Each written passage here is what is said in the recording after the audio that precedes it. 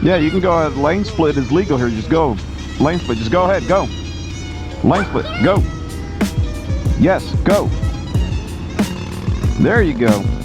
I'm just playing.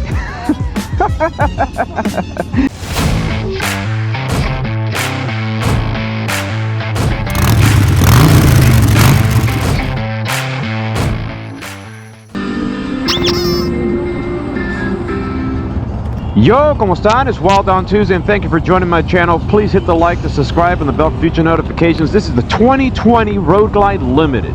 It's the Harley Black, which is the Vivid, and I've been waiting a long time to test ride this bike. I want to see how comfortable this bike feels sitting on it. Let's see, that's 932 pounds, and yeah, I mean, it's top heavy, not like my Indian. And I did test the Challenger, so I'm kind of comparing. Let me put this volume down. And kind of comparing both bikes. So you might hear some comparisons. And I'm going to say these comparisons in specs between the 2019 and the 2020 Road Glide. Just to keep it within the Road Glide right now. And I'm pretty excited, like I said, excited for this test ride. I'm looking to upgrade my bike. Let's wait for Cowboy. Should be coming here, and we'll start the test ride here in a few seconds. Alright, we're back, and we already kind of rode for a while, and I didn't hit record. Alright, let's give it a little torque here, a little power. Yeah, this thing likes to accelerate in the low end. And this clutch is very smooth. So like I said, we already kind of rode around for 20 minutes, and I noticed that I wasn't really recording. Just hitting the street one more time to go over some of the stuff I went through. And I'm just going to go over the 2020 Road Glide. I'm not going to compare the Challenger too much in the beginning. At the end of this video, I will do my comparison and how I feel about the bikes. But right now, it's going to be about the 2020 Road Glide. The 2020 compared to the 2019, it still has the same 114 twin-coiled Milwaukee 8 motor. The same gear ratios, the same suspension, and the cornering clearance, and the same brake hardware. And I think they're Brembo brakes, but not as thick as the Challenger. But you shouldn't be needing that much brakes to begin with, or not you're doing something freaking wrong. The only change that really affects this bike as the ride is the rims. The 2020 Limited now has 18-inch Slicer 2 cast aluminum wheels in the front and the rear. But the sidewall on the 18-inch tires are shorter. So basically it makes the difference of a 0.6 of an inch. The Limited has the 26-degree rake. And I'll tell you what, this bike actually feels pretty nimble for the weight. I think it's 932 pounds or something. And especially feels nimble at low and mid-range speeds. Being that it's pretty top heavy, in the beginning I can just feel the top heaviness when you're going low speeds, compared to my Indian, compared to the Challenger. But riding through turns at highway speeds, this bike is pretty freaking comfortable and stable. I noticed being the top heavy, tilting into the turn felt effortless. And I didn't have any opposition to bring back the bike or go, or holding it on the curve. And it easily holds the intended route. But if you push just the bike a little bit more forcefully, the frame felt pretty flexible. And and you feel this roll from front to rear, and it kind of discourages you from kind of riding a little harder. But ultimately, this is a great touring bike. We all talk about performance, and this bike has more performance. This bike is not meant for racing. This bike is meant for touring. You have plenty of storage space for two people to take a nice weekend getaway. Has heated grips, cruise control, all the touring comforts and accessories that you need. They're already all here. Not a lot has changed from the Ultra to this model, but that's not a bad thing either. There's, of course, obviously more black finishes, 7 paint options, and a little bit more premium detailing defined in the 2020 update. It does come standard with the ABS, and it has the option for the RDS, traction control. And that does have a rain mode, I think, and a lean assist traction control. Of course, you have the beautiful shark nose fairing with the 3 vents. It does eliminate the buffeting. I have not much, I barely have any buffeting at all, to be honest. Compared to the Challenger does have an adjustable windscreen, but I think the way my body position is, my height, and the way I'm laying back, This bike has better wind protection for me compared to the Challenger.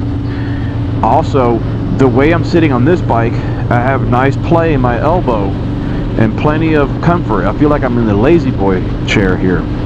Compared to the Challenger, I was leaning a little forward and I wasn't too comfortable after about an hour, hour and a half. But this comes with a GTS infotainment system. It has a quicker response now compared to the previous screens in the past. It's very smooth. It's not really glitchy. I was playing it back in the dealership. I'm not messing with it now. The display touchscreen, it was easy with my glove and fingers. And all the touring models do come with a headset that automatically connects for your rear passenger and you have, of course, like I said before, your heated grips. This is a 6-gallon bike, and I think it's 43 miles per gallon. The suspension does adjust, so if you need to adjust for a smoother ride, if you add another passenger or you're a bigger boy, you can adjust that. Of course, the Milwaukee 8, it's about the valves. You have the 2 exhaust valves, 2 intake valves per cylinder. So it increased 10% compared to the previous Milwaukee. The storage in the back is 4.7 cubic, 4.7 cubic feet for storing capacity. You have the 1 touch saddlebags, and I think the mufflers were 4-inch mufflers. Overall, it's a mix of some high-end components from the paint, the infotainment. The stereo system is pretty good. Challenger still has a little better stereo system. And then you have with some bits and pieces that are not too posh.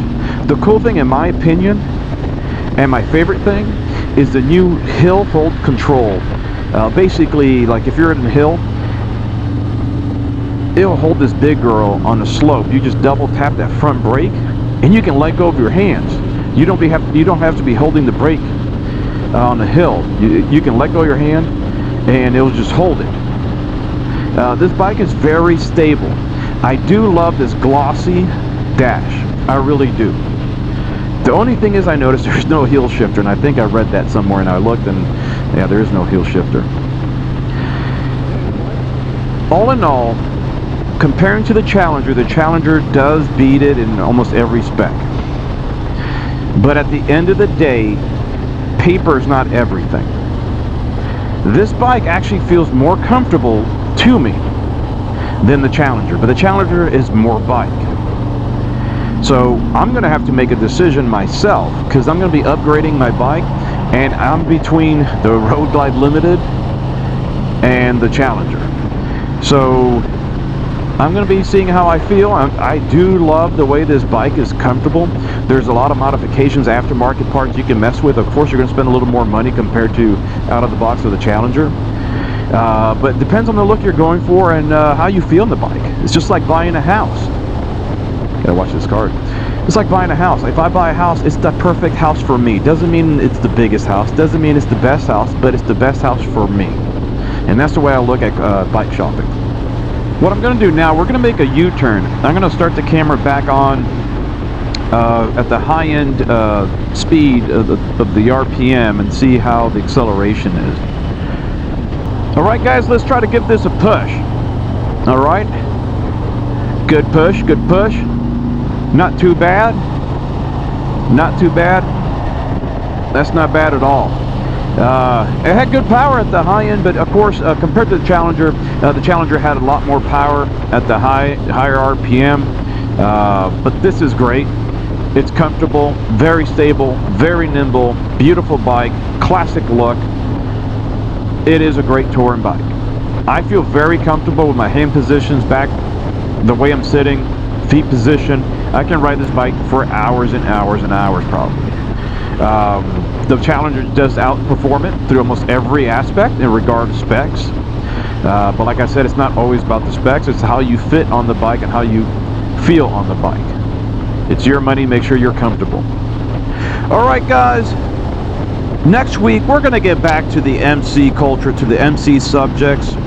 And please hit the like, the subscribe, and the little bell for future notifications.